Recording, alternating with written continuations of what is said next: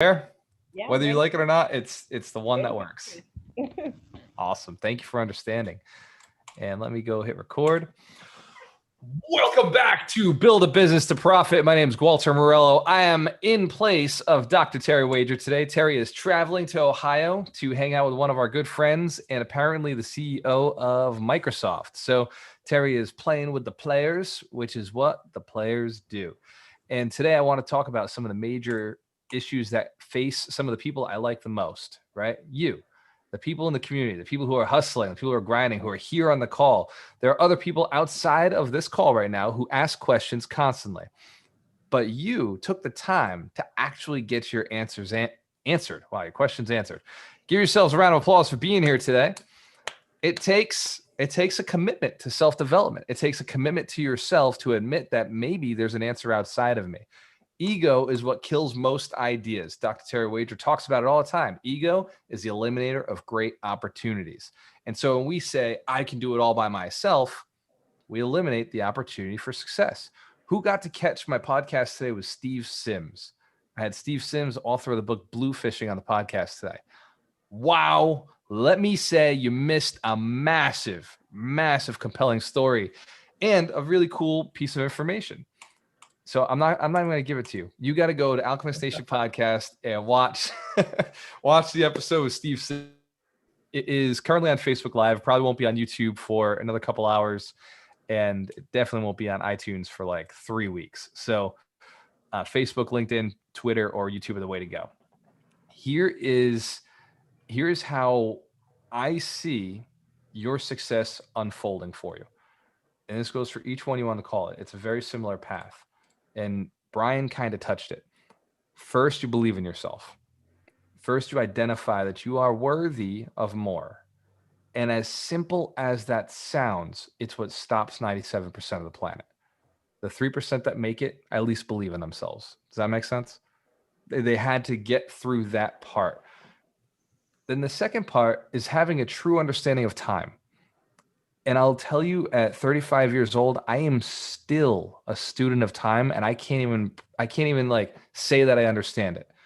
Hanson Cam, if you recognize, time's a fucking weird thing. It's some years flew by, like they're gone. And then others earlier in life, like that midpoint, totally dragged, like they took forever. Some days gone, some days seem to be super productive. You're getting so much done, and it's like you didn't even need sleep, but you accomplished 3 or 4 days worth of stuff. Anybody experienced those days before? We're just massive, massive explosions of activity and energy. Here's my best understanding of time. Time is a it's it's a just a line that we're going across, but the amount of energy that you move in each minute, the energy level that you have dictates what you accomplish in time. The amount of desire, by energy level, I don't mean like if you're running around crazy. What I'm referring to is how much energy are you putting behind your goal? How much desire is behind your goal? Today, somebody asked something compelling on Facebook. The question was, how what affects my goal? Like, how much does I want to say it was desire. How much does desire affect my goal? Let me just go back and double check what he said, because I thought it was compelling enough to share. Let me see what I put in there. Oh, sense of urgency. Okay. Sense of urgency. It's directly related to desire. Now, if you want something bad enough, hands the camera, you know you'll get it. True. That is desire, but then sense of urgency is dictated by the timeline you put on it. Who's heard that you need a number in your goal? You always have to have a number in your goal in order for it to be measurable. So a timeline, an amount, and a timeline. So your energy is the amount. How badly do you want it? And then the timeline you put on yourself creates that sense of urgency. Has anybody ever said they would do something, but they never really put a goal on it, a time? They were never like, yeah, I'll get it done with no time. Does that shit ever get done? Like, if you do it, it's because randomly some point during the day you decide, I'm doing it today. And then it got done. But until that commitment level hit sense of urgency mode, it just stayed undone for a long period of time. So time, having a really good, intimate understanding of time, is the basis for success. You see, millionaires, billionaires, these people understand that time is the whole point, right? Like with enough time, you can make a lot of money. You can have a lot of relationships. You can have a lot of really great health. But also with the intensity with which you use your time, you can have all of those things as well, much faster. And you've probably seen this with dollars. You could take $1,000 and get rid of it. But what you put it into dictates what you get back. Is it possible to take $1,000 and spend it on a meal? Are you aware that there are meals that could cost that, nights that could cost that? Yes. Can you get more food if you go to the grocery store and spend $1,000? Is it possible to feed far more people? Same $1,000, right? Nothing changed about the paper that was invested. Nothing changed about this, but it was how it was used changed. So this is why we talk about clarity all the time in your business. Being very, very clear about how you want it to look, not necessarily the path on how you get there, but how you want it to look in the end. What effect you want your business to be having on your life and obviously on the community and the people that you serve. So when we think about time, I want you to think of it a little bit differently from the way you did in the past. In the past, you probably looked at it as something that was running out. Instead, right? Is that fair to say? I see Melanie was like, oh, fuck yeah, I relate to that. If you look at time as something that's running out, now it's a limited resource. Now it hurts when you think about time. Now you feel this pressure of I'm running out of time. You're actually not running if you're running out of time. You're watching time go by. You're watching life go by because you're counting something that isn't as like you're not lacking time. You're lacking use of time. You're lacking resourcefulness because the time could be used significantly better. There are other people on the planet who are earning more than you. Is that arguable? That makes sense? There are other people on the planet who are happier. There are other people on the planet that are healthier. There are other people on the planet who have more compelling relationships, more fun relationships, who are doing things that you would aspire to do. And yet they have the same amount of time. When the clock starts, we'll say it starts at midnight. When it ends at midnight, they use the same amount of time that same day, but the time was used differently. Is creating a really cool experience in your mind right now? A little paradigm shift, a little shifty shift. It's good. It's fun. Now, how do we use it? So philosophy is great, right? Theory is great. Understanding that there is okay, I could use my time better, right? Nobody needs to be told this. We all know we could use our time better, but there's a block inside of our heads that make us feel like we're limited on our time. We all have the same amount. I'm not saying that there's more or less. What I'm saying is that there's the same amount. It's the effectiveness with which you use it, which is 100% correlated to, and this might be worth writing down. The effectiveness you use is correlated to your burning desire, how clear you are on what you want, and then your sense of urgency. What is the timeline for it? And some of you heard me tell the story about my dad. I told my dad, I was like, Dad, could you make $1 million in a year? And he was like, like, I know you could, right? And I took the compliment because that's what that is. It's somebody else believing in you. I said, what about a week? And he said, a week? Oh, no, I couldn't do that. And I told him, I was like, well, okay, I'll agree with you on this because how to win friends and influence people always agree. Right, Melanie? Always agree. Yeah. And I asked him, I was like, well, what if me and my brother Josh, what if our lives were on the line? You needed that $1 million to save our lives. And his whole face changed. And he said, I'd do whatever it takes. I said, Dad, you'd have $1 million in a week? He said, yep. I'd do it faster than a week to make sure that I got it in time. Hands to the camera if you know whatever you want, you don't want it bad enough. Or you haven't put the sense of urgency behind it. There's something extremely unique that when you try to explain it to somebody who's never built a business before, they don't get it. But for our business owners on the call, you know what I'm talking about. There's a little bit of insanity. There's some insanity you subscribe to at some point where in your head it was, I don't care if I die, I'm going to do this. Like, I'll risk everything to get this done. Like, nothing in the world could stop me from this project that I'm doing right now. Hands the camera if you recognize that feeling. You've had that at some point. That's crazy, right? How is it that something completely unrelated to your actual life could cross a line in your head where you're like, no matter what, I'm getting this done. I'll put my life on the line to do this project. I've done it many times. In fact, if you've ever been on top of a ladder, I'm sure that thought crosses your mind, right? Has anybody ever been on a ladder and you're just like, shit, like I don't belong up here, but I'm going to get this done. I'm committed. 90% of the time you do succeed in those moments because of the level of commitment. It's not because you're any different from anybody else. It's because you've decided in that moment to have an extremely compelling motivation, high level of desire. I could teach you how to build a business all day. I could teach you how to run the numbers. I could teach you how to build teams, how to lead, how to create a culture. But if there's one thing that works, no matter what, with or without knowledge, it's a burning desire. A burning desire and a commitment to a very specific goal. If the goal is ambiguous, right? Like, me and Brian, we have about the same hairline. The difference is I got real serious about cutting it all off. And he's been like, I'm going this far, right? Our results are very similar, right? We're getting very similar results. But there's a drastic difference. Hands the camera if you can see the difference between me and Brian. Right? The top's about the same. Thank you, Brian, for for laughing with me on that one. Look, balding is a condition. We've all seen it. Bald is a decision. It's a choice. It's a clear-cut decision that once you make it, it's like, well, okay, there it is. Your business is like me and Brian's haircut. Like Brian's like, I don't give a fuck. Like, I'm just going to do what I'm doing.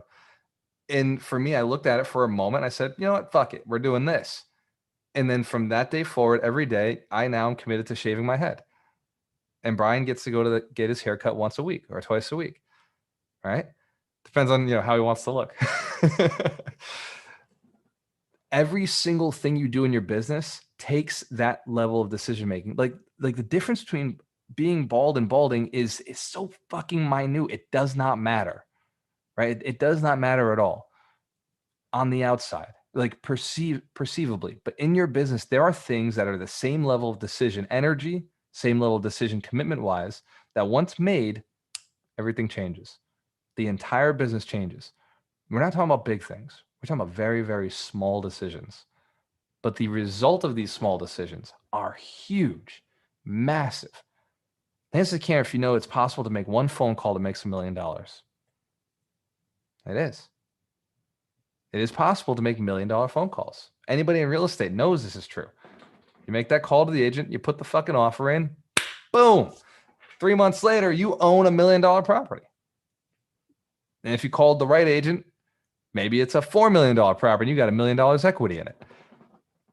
The difference between $1 million property and a $4 million property is who you called. We recognize this? It's not a lot of changed words, not a lot of changed process. It's just the who. It's who you communicated with. And now the lender, it may be a different lender, but it's the same freaking phone call. It's the same PFS, same personal financial statement, right? The same documents you're going to fill out, whether you're doing $1 million deal or a $250,000 deal, or you're building your first business and you just need that first $10,000 seed capital to get yourself off the ground. It's the same financing documents, right? 2 years bank statements, 2 years W-2s. And do you work a job or what's your source of income? They want to see, where your money's coming from. What's your experience in the role? And it's can't recognize that's true. So thank you for Melanie for asking about time. She has enough time. She hasn't made the decision to hire somebody to do all of the stuff that she's looking to do and accomplish. She's probably one business partner away, or bringing a CEO in, or bringing a regional manager in. It's usually somebody very expensive is that next step, but not always. Sometimes it's free. Sometimes that next person is literally free. And I'll give you an example of that. Sometimes You just have to go and have a conversation with somebody who's been dying to help you for a very long time because you've been providing value on something else. Is there anybody in your life that you can think of right now that you've helped recently, helped in a big way in the last month, 3 months, had a compelling impact on their lives? That's the camera. Everybody's got one of those. Is it arguable to say that that person owes you a favor? Yeah. And even if you don't believe they owe you a favor, is it reasonable to argue that they believe they do? That's possible, isn't it? So then, in a lot of positions in our business, we're afraid to ask. We're afraid to ask for that help, or I'll put asking differently. Provide the opportunity for a friend to take care of us. Provide the opportunity for a friend to help us get to the next level. Provide the opportunity for a client to invest in our business. And that's, by the way, what all clients are. They're investors. They're investing in your business because you then take that money and you roll it back into the business, right? They're investing in your happiness. You make money, you keep building that business. Every client is an investor. And so some clients are dying to be asked to charge them. I've seen it before. A person goes out, does a job, never asks for payment. I have had to chase people to pay them before. I've literally had to chase people down and be like, hey, yo, I owe you money. I don't know what I owe you, but I know I owe you something because there was never an invoice. Please let me know what I owe you. And sometimes as entrepreneurs, we assume that we're doing something that we enjoy or that we're good at, and it's no big deal, and that we shouldn't be paid for it. Has anybody ever had that experience where you just had fun doing what you were doing and you're like, ah, yeah, no big deal. No need to charge. Yeah, we've all done it. But of course, we're good people, right?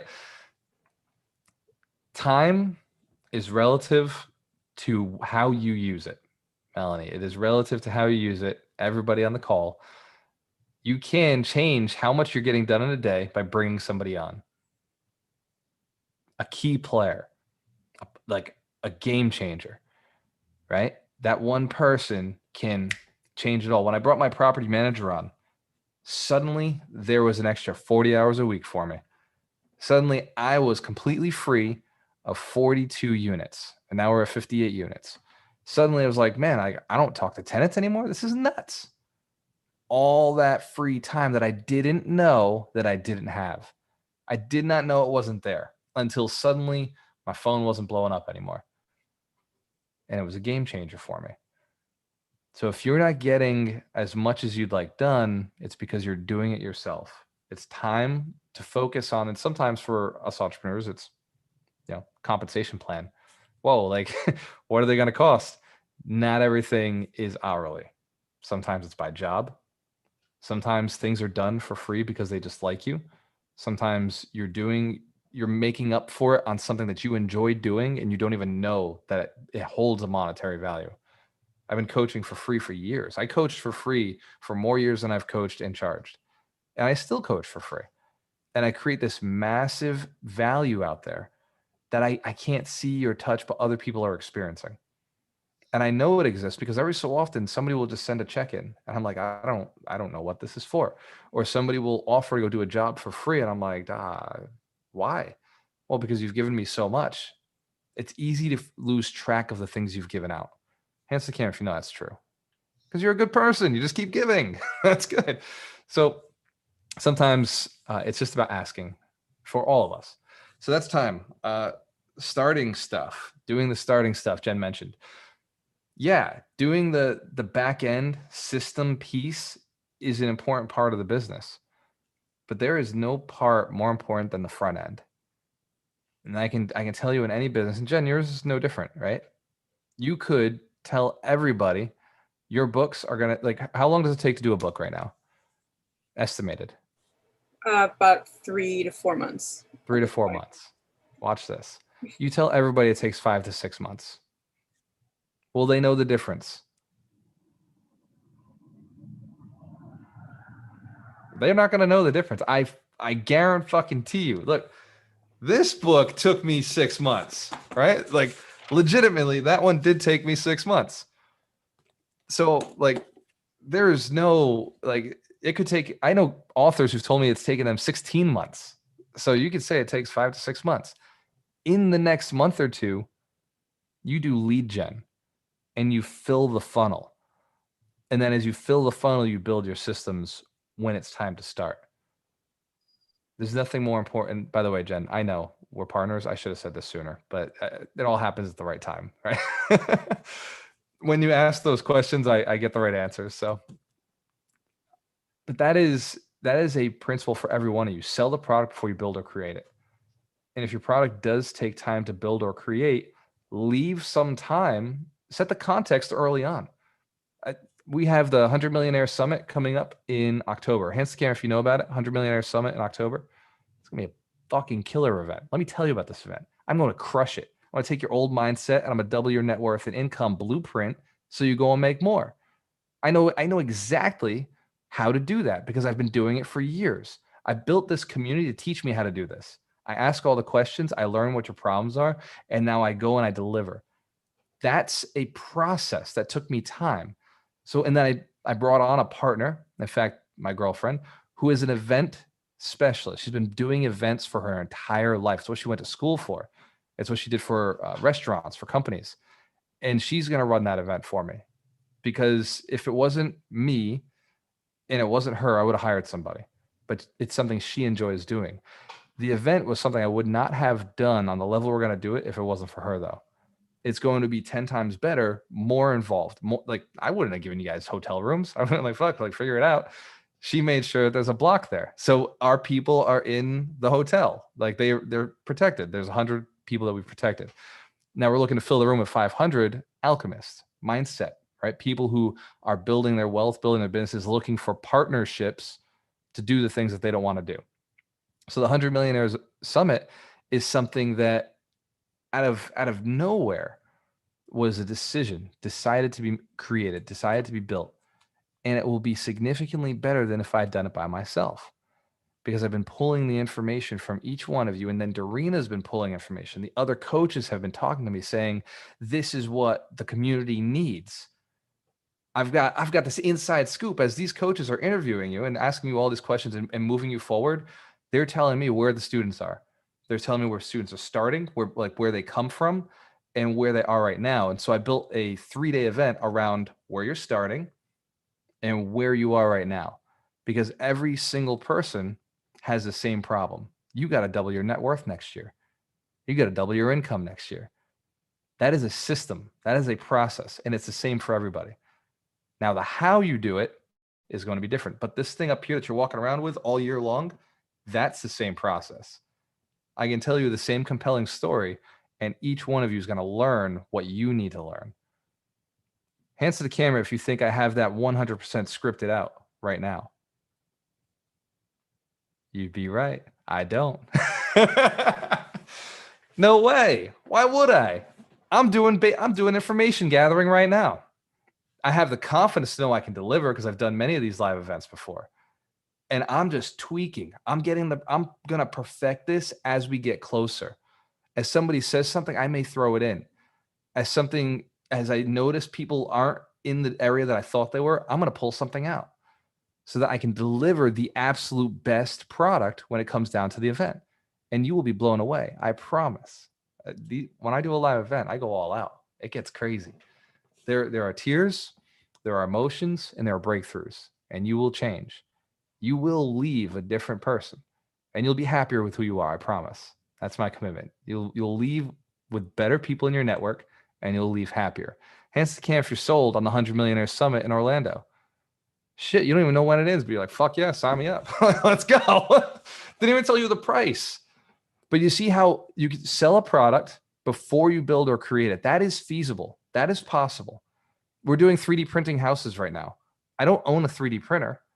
I'm in negotiations with my structural engineer and my contractor right now to get the process so we can get pre-approved, get approved for the city. But I'm telling the city, this is what we do. This is what it looks like. Let's go get the plans through. Does that make sense? I don't have to have a house built for them to go and inspect. I got to make sure that I know how to build that house, but I got to make the commitment. right? And sometime later in the year, I'll have to raise capital to go and buy the machine. We're talking about a $500,000 machine. But that's what you do to build a business. You sell your idea first. Sell it first. So, Jen, I hope I answered that question. Did I? Was that good? Awesome. Let's give Jen a round of applause. I love it. I love it. All right. Knowledge. Sheila, this one's for you. Girl, I saved the best for last, right? So knowledge is, I don't know how to say this gently, but it's not what's stopping you. It's not that you don't know how to get what you want. It's that you don't know what you want. So on some level, it's knowledge, but it's a clarity. It's a clarity of what you want to create for yourself. Because once you hit that clarity and you're like, I want to, let's say, Sheila, let's take a guess at what you want. What would you say is the closest guess that you have right now for what you want to create for yourself? You can just unmute them. There you go. Yeah. Financial security. Shit. Financial security. All right. Hands to the camera if that's what you want too. Yeah, it's a smart room. Hell yeah. Very clever. So what does financial security look like for you, Sheila? Like if you could guess, what would create that for you? What is it?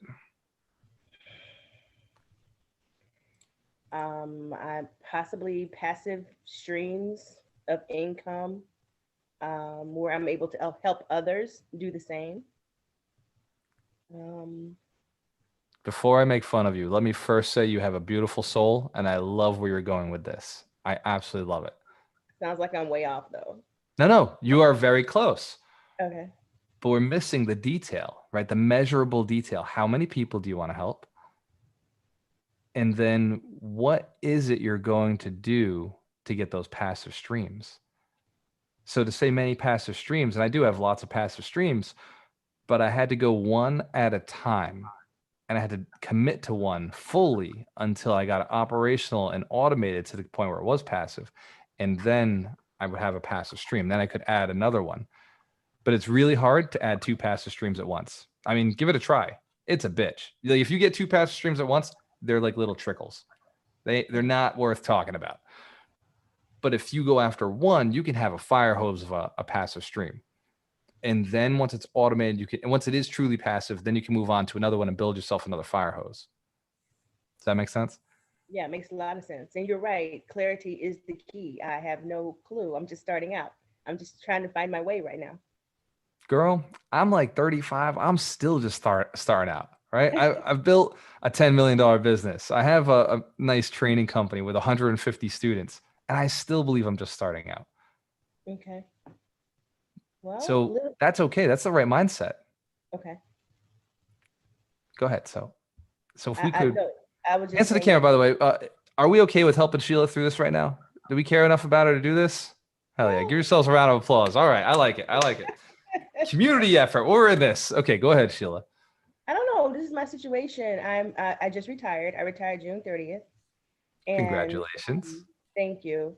And now I'm just trying to figure out what I need to do. I honestly have no clue. I'm searching. Girl, I have nothing else to go on. I definitely congratulations. Different things, and I'm just like flustered right now. So you're retired and you're looking to work again? You're looking to work and make more? Yeah, I do want to supplement my retirement, and I want to just take my life to another level at this point. Hell yeah. So here's something that I discovered at 30 years old. I retired at 30 for the first time. And I came out of retirement because I was only making $40,000 a year. It wasn't much to live off of, right? I cut my expenses really low, and then I was living off of 40. And so I came out of retirement till I got to that 100,000 mark. And I worked all year to get that $100,000 mark, and then I automated it. It took me about a year to do each one of those processes. So it was 2 years before I was able to retire again. And in the second time I retired, I didn't retire for as long, right? I lived in Vegas for 3 months, then I came back and I was like, whoa, like Vegas opened my eyes to how much you can really make. Like it is nuts. And you want to live more. You want to have that higher level of experience. And so I'll go into phases of retirement and then come back in and grind on something new, something beautiful, something that I think is going to make the world a better place or just fun for me. So Sheila, you're at your first retirement, right? You're at that first one where you're like, okay, I got some passive income. By the way, you do. You have passive income if you're able to retire. Right. Now you're looking to add that additional stream, Right. but not multiple streams, one additional stream, and commit to that one stream for the next 2 to 3 years. Time's going to pass anyway. 7 to 10 years is going to pass anyway. Mm-hmm. Would it be nice to have 4 different passive streams? Yes, in due time. I like that. And hands to the camera, everybody, if you'd be willing to wait 5-10 years to get 4 additional streams. Yes. Yeah. If you like bust your ass on one stream per year, build it out. Sometimes they take 2 years, or sometimes it's 6 months, sometimes 3 months. I have one stream. All I do is put money in it. It was like, oh, yeah, stream understood. Like, there you go. Money in stream. Now I'm getting money back. And then there's other streams where you build from the ground up, and those take a little bit more time. It takes some education. It takes some process. Sheila, what would be the most fun for you right now? If you were to think, okay, I'm gonna build a stream around this, and this is the most fun, I could obsess over this for the next 2 to 3 years. What would be Like the most fun, you obsess. said? Say it again. You said what would be the most fun? Is that Yeah, what you it's said? fun. Like if you were to think of a stream of income, something that you could get paid for that you could obsess over the next 3 to 4 years, 2 to 3 years. Like you could talk about it every day. Like, do you have kids? No, I don't. Do you have siblings, I do. friends, A few. parents? Yes. All right. So this would be a topic you would go and tell them about for the next 2 to 3 years. Oh gosh, how successful I was in that one stream that I created, and how I'm able to help out numerous amounts of people. You are messing with me right now. All right. Yes. But what is that one stream? I don't know. Maybe real estate. All right. Possibly. So Sheila, I'm gonna do you a holy favor. Okay. Eliminate all other thoughts. Eliminate any other passive stream and just go after real estate. Just say that's the one. I'm not even remotely interested in any other kind of passive income. I just want rental property, or I just want to I want to invest passively in real estate, so I'm getting that cash flow, whether as an equity or a debt investor, and just go after that one stream. Could you do that? Yes, that sounds good. Sounds good. Hell yeah. So Yeah. any idea, this goes for anybody who hasn't finished building their real estate business.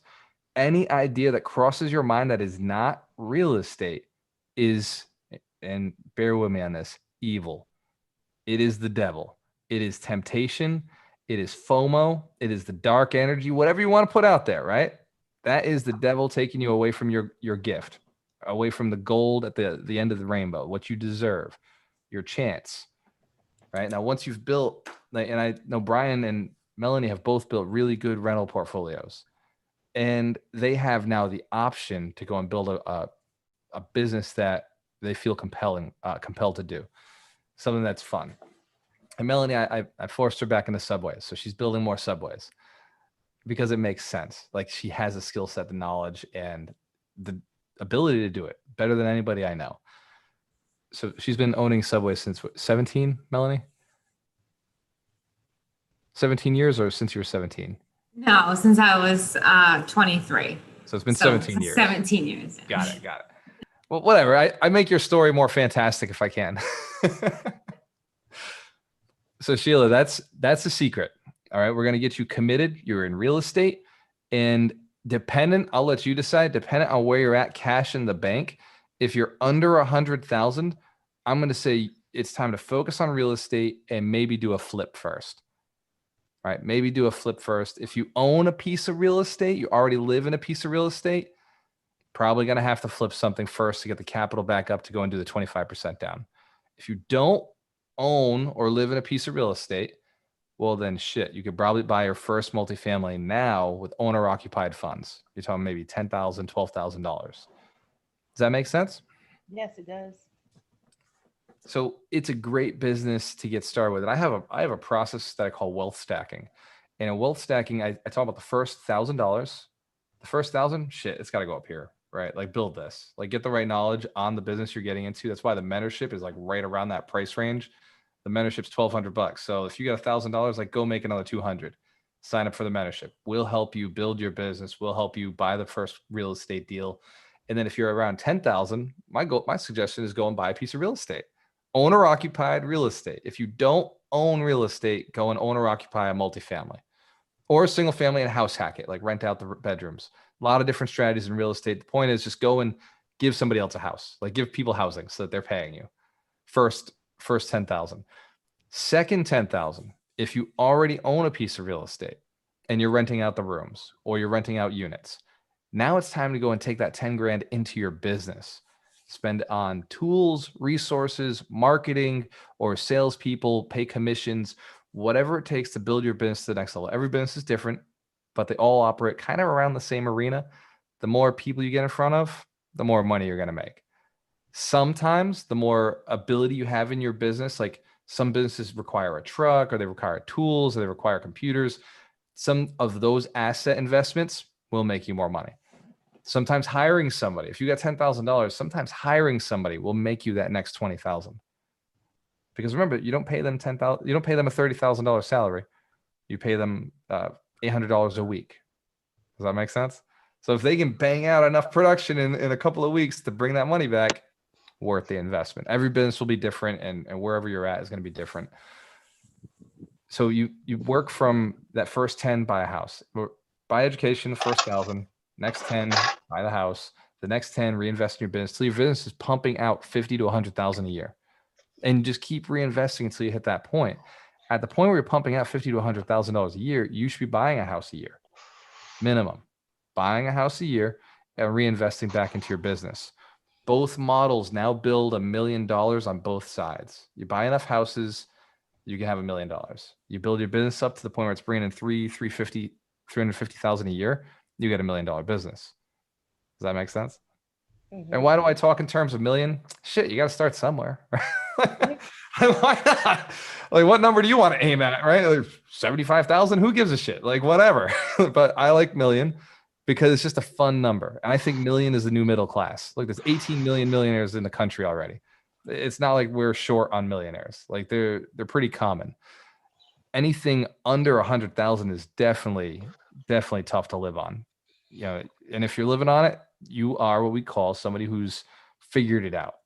Very frugal, paying attention. And I live on less than 100,000. I figured it out. But you want to figure it out and not have to figure it out. Does that make sense? But have the options. We call it fat fire. Who's heard of that before? Fat fire? You never heard of it? Oh, you're going to like this. Okay, this is fun. So Ron Bowling, this comes from my business partner who you almost never see. But Ron, he says, he told me about this community called Fire. I've seen them looking around. Keely, you talking to us, brother? I apologize. No worries. No worries. So Fat Fire is almost like Lean Fire. And then you got FIRE, which is financial independence, retire early. FIRE is financial independence, retire early. All right. Who's heard that before? FIRE. All right. So Lean Fire is like you grow dreadlocks if you can. If not, maybe it's okay to shave your head. So you grow dreadlocks, you go out, you live in the woods in a tent, and you live off of like earthworms and fish and vegetables. And that's Lean Fire. Like, yeah, you're financially independent. Like, doesn't take anything for you to go live your life. God bless you, right? And then there's FIRE, which is, I think, the middle class version of financial independence, retire early, where you have a house paid off, and so you're able to live there, and you earn somewhere between $15,000 to $30,000 a year, and it pays all your bills. So it's this, financial independence, but not a sexy lifestyle, unless that's the lifestyle you want. And there's what Ron subscribes to, and I tend to be on the Ron side of things. It's called Fat Fire, where it's just you can buy whatever you want, whenever you want, and hang out with whoever you want. It's financial independence on the big scale, where it's like it doesn't really matter what you do each day. You know you can cover it, right? It's like having the Amex Black Card. It's like, yeah, throw it on the card, no big deal. That money's coming in. I just found out today the rules for the Black Card. You got to spend $500,000 a year. My goal is to hit that in marketing money. I don't know if I'd spend anything else $500,000 yet, but I would love to hit that in Facebook ads and YouTube ads. Just keep crushing it. Just keep spending that money out there. Bring more people in. 100 millionaires, right? Hands to the camera. If you realize knowledge is not what you need, it's desire. A clear, we're gonna work back through what we talked about. A clear understanding that you must sell the product before you build and create it. A personal, in-depth knowledge of what time really is. Oh, and then believe in yourself. Thank you, Brian. And Melanie. Let's give everybody who participated today, Brian, Melanie, Jen, and Sheila, a round of applause for offering in some suggestions to talk about, some things that were stopping everybody. And for everybody who's been on the call and listened, I want to open it up to you. What questions do you have on the topic we talked about, or major takeaways, things that you heard that were like, damn, that's something I got to write down? This is your chance. Let's open the mics. I really liked how you were talking about, but you talked about insanity, and you make a decision and it's kind of crazy and insane, and it's like a sense of madness. I don't know, it reminds me of like Tom Brady when you hear about when he talks about football and how he that's kind of how he was with football. Like he sucked at it, but he was just like, oh, if I'm gonna die somewhere, it's gonna be on the field. I absolutely agree. I have, every time I do a deal, every time I think about doing a deal or go hunting for real estate, it's, man, like I will not die until this deal is done. Like, Yeah. I've got to get this done. Yeah. Anytime I've set a crazy goal and I finish it, I look up at God. I'm like, all right, thank you. I could die happy. You know, I'm ready to go now. and then you set a new goal. Right. But you got to feel that like you were willing to sacrifice it. You were willing to give it up. Like, it's okay. And then afterwards. Well, it's like this. Yeah, go ahead. Oh, well, it's the same thing with artwork. It's, you know, you don't just go, oh, I'm just going to be an artist. You're like, okay, I'm going to be an artist and commit to it, come hell or high water. Like you just, you know, you create, and that's what you do because you're a creator. And it's the same thing with real estate, with business or whatever. You're like, it's kind of like what you get yourself in like crazy situations. You're like, why am I doing this? And then you think about it and it's like, well, I wouldn't want to be anywhere else. And I feel like that's the same thing with starting a business or going into real estate, is like when it's the rough times, you still know you're in the right place. And just so we're clear for everybody on the call, art is a business. And if you treat it anything other than a business, you won't make money in it. Then it's a hobby, and that's fine. You know, it's okay to have hobbies. And if you treat real estate like a hobby, you won't make money in it. It has to, anything you do to make money has to be treated like a business, which means it's a clear path to payment. Well, it's this difference between an amateur and professional. You can't. They're amateur artists, but they're professional artists. There's a difference. There's amateur real estate investors, or whatever, but there's professionals. I think what happens in the art community is that they believe it's not a business, and so they're hobbyists. They're not amateur. They're hobbyists, right? In my mind, anybody who's an amateur business person is a hobbyist. Like they're not. Yeah. They're not here to make money. Okay, cool. Like that's fine. You know, if you don't have a financial product to back it up with, I'm 100% okay with you being a speaker or a coach or a real estate investor, as long as you're clear that you're not doing it to make money. And if you're not doing it to help people, that's your thing, right? But if you decide that you want your business to help people, you will make money. Non-negotiable. It has to. It's the only way to serve others. It's how they transact with money. And art's the same way. Art is just like running a hair salon or a book writing business or a real estate business or Subways. If you have a clear path to how they can compensate you, then they have a real relationship with you. Does that make sense? But if you're doing art for yourself, well, that's not a business. That's a hobby. But it's not just, it's the addition of like anything in a business, there are certain skills you have to work on. There are certain daily things you have to do to be the great artist. There's certain, and as an athlete, they have to work out every day, 6 days a week, several hours a day, to be able to be at that high performance level. It's the same thing with art. So in order part of it's to making charge money, but to more, be able to make that money, you have to be able to show up with your craft and skill at a certain finite level, period. so hands to the camera if you want to know where the flaw in that statement is. By the way, let's give Sandra a round of applause because she is right on some level that you do have to have skill. Here's what I'll tell you, because this goes back to what I was telling Jen earlier. Sell it first. Sell the product first. Gain the skill on the way. Sell the product first. Partner with somebody who has the skill. But you don't have to be an amazing artist to make money in art. What you have to be is a great salesperson. You have to have the ability to sell your product before you build it or create it. Yes. That But makes sense? But yeah. Hold on. The people who I know who make the most money in art don't sell an existing product. They go and they sign somebody up to make something for them. They procure a contract and a deposit, and then they go and they make something. Hobbyists will go and make something and then sell it. Whereas a professional goes and has a contract signed for work to be rendered, for an art or a piece to be rendered. Yeah, but even before you necessarily even get a certain commission, you're still involved in the art world in a certain way. You're still involved, just like you're involved in the real estate world where you go to RIAs and, checking out houses and stuff like that.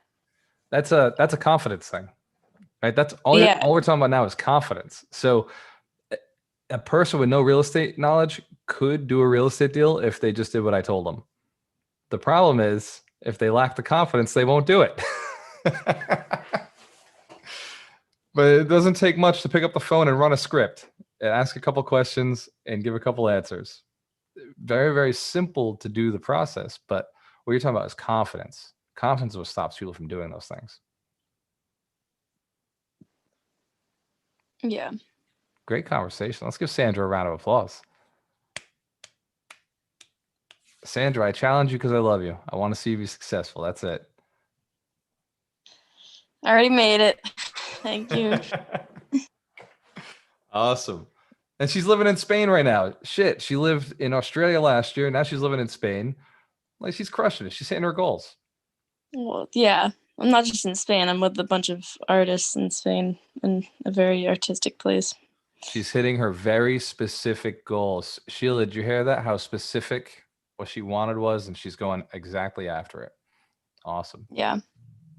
Awesome. I love hanging out with each one of you. Next up, we have, if you're looking to become an influencer or you're looking to get an audience, we're going to be talking about how to build your podcast. This is in the next 4 minutes. You can go to gualteramarelo.com/events and register for the affiliate training run by Fred Posimo. He's going to be talking about his podcast, Make Money, Have Fun podcast, how he gets on the cool guests and how you can start, how you can build it, and then how to market it. Hands to camera if you know that's a great training if you're looking to get more attention on your business, looking to teach more people or have a bigger impact.